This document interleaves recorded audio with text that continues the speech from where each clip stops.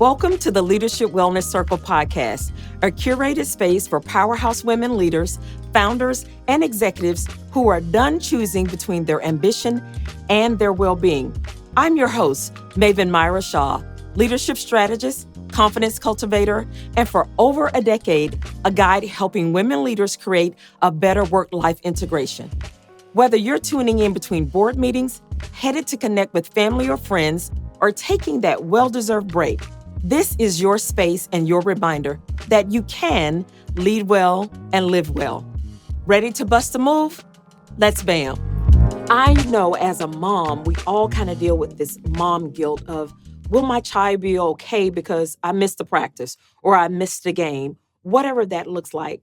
Most of the time, our children are okay. These are the things that we as moms go through in our own mind, that we're not enough, we're not being good enough, we didn't cook 5 hot meals for the week, and that somehow we're really going to harm our children because of those things. So we're going to talk a little bit about the mom guilt and then having that better communication, because if in our minds we think I have to be the supermom and I have to do the work and do all the things at home, we have partners, spouses, we have communities that are there to support us and help really lighten that load so that we can have a better work-life integration. Those are all of the things that we really covered in detail in the previous episode. So be sure that you go back and learn some of those tips and strategies because, hey, we can all use a little bit more support in creating more work-life integration. One of the things I think is important with building your work-life integration is to get your children, if you have kids, get them involved in that. It's not about doing everything for them. We want them to also learn work-life integration as early as possible so that they don't have to grow up and be the adults that we are at this point, trying to just get this figured out and reduce some of the stress in our lives. We can give them these tools and strategies early on in life so that they just all around grow up with a more balanced lifestyle than we've ever had. Mavens, in this season of Leadership Wellness Circle, we have covered a lot of things. I took away tons of new strategies that I didn't even know. So I'm going to give you a recap on a few of these. Now, I know you've probably listened to the whole season, but I'm going to give you a few reminders. If you missed some of the episodes, be sure, go back, take a full listen so that you can get these. So we started out with Dr. Ross sharing with us healthy ways to have work-life integration. Now, I know you're like, well, that should be pretty easy. But I know for me, I was like, man, I thought I was doing pretty good on that. And Dr. Ross dropped some gems that made me even pause and go, I can add that. That's going to make this a little bit easier. Then we moved over with Dolores sharing with us the power of mentorship and how you can really use mentorship to even grow your business or your career. One of the things she focused on was telling us that experiences over expertise is where our power is. Mind blowing. That I had never thought of that way, but that makes so much sense because really everyone might not have the degrees, the certificates, all of the paperwork, right? But we've all had experiences, and just sharing that knowledge can impact someone's life in a way that you never knew.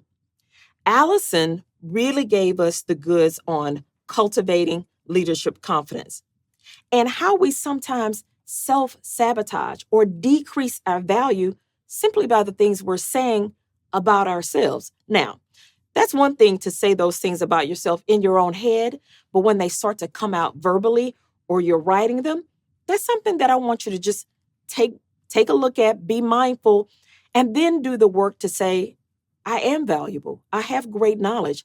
I am confident, so that those things actually come out the way that you want them to.